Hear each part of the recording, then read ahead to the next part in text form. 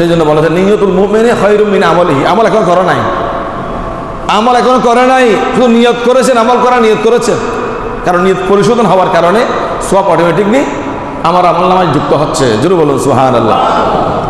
তো রাসূল করিম সাল্লাল্লাহু আলাইহি ওয়াসাল্লামের হাদিস মোতাবেক আমাদের ইমামুল আযম ইমাম আবু হানিফা নোমান ইবনে সাবিত রাদিয়াল্লাহু তাআলা আনহু তিনি বলেছেন, যখন কোনো উম্মত, কোনো বান্দা, কোনো বান্দি আমল করার কারণে, আমল করার পরে মনে মনে এই ধরনের আশা পোষণ করে যে আমার খুবই ভালো লাগছে, জোরে বলুন সুবহানাল্লাহ, আমি আজকে রোজা রেখে, আজকে ইফতারি করে, আজকে সেহরি খেয়ে, আজকে ভালো আমল করে, জুমার নামাজ পড়ে, 5 ওয়াক্ত নামাজ পড়ে, আমার তো খুবই ভালো লাগছে।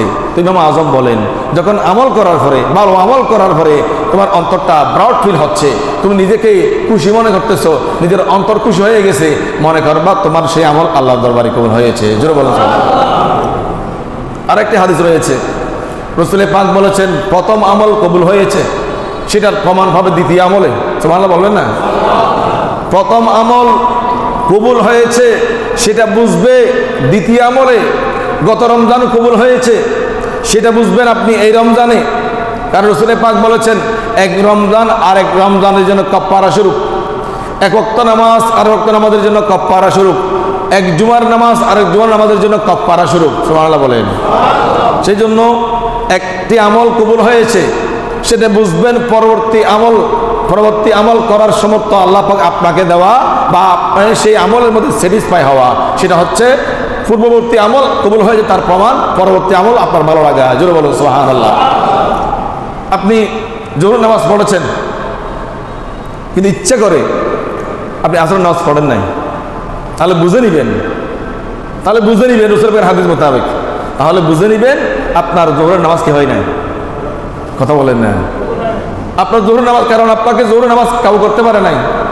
রমজান মুবারক গত বছর ছিলেন, যাদের ভালো লেগেছে আর আপনারা এই বছর রাখতেছেন, মনে করে নেবেন গত বছর রমজান আপনার কবুল হয়েছে। জোরে বলুন সুবহানাল্লাহ। উমরা করেছেন একবার, দ্বিতীয়বার করার জন্য সুযোগ পেয়েছেন, মনে করে নেবেন আপনি আপনার প্রথম আমল, প্রথম উমরা আপনার কবুল হয়েছে। জোরে বলুন সুবহানাল্লাহ। ইতিকাফ ছিলেন গত বছর, এই বছরও রাখার সুযোগ হয়েছে, ভালো লাগতেছে, মনে করেন গত বছরের ইতিকাফ আপনার আল্লাহর দরবারে কবুল হয়েছে। এইভাবে প্রথম আমল আল্লাহর দরবারে কবুল হয়েছে সেটা বুঝবেন দ্বিতীয় আমল যদি করার আপনার সুযোগ হয়। জোরে বলুন না সুবহানাল্লাহ। তা আমরা আল্লাহর দরবারে শুকরিয়া আদায় করি। আমরা গত বছর রোজা পালন করেছিলাম, রাসূলুল্লাহ পাকের হাদিস মোতাবেক এই কথা প্রতীয়মান হয় যে গত বছর আমরা রোজা পালন করেছিলাম, সিয়াম সাধনা পালন করেছিলাম। ইনশাআল্লাহ আল্লাহ পাক এই বছরও আমাদেরকে সিয়াম সাধনা পালন করার আমাদেরকে যোগ্যতা, শক্তি দিয়েছেন। জোরে বলুন আলহামদুলিল্লাহ।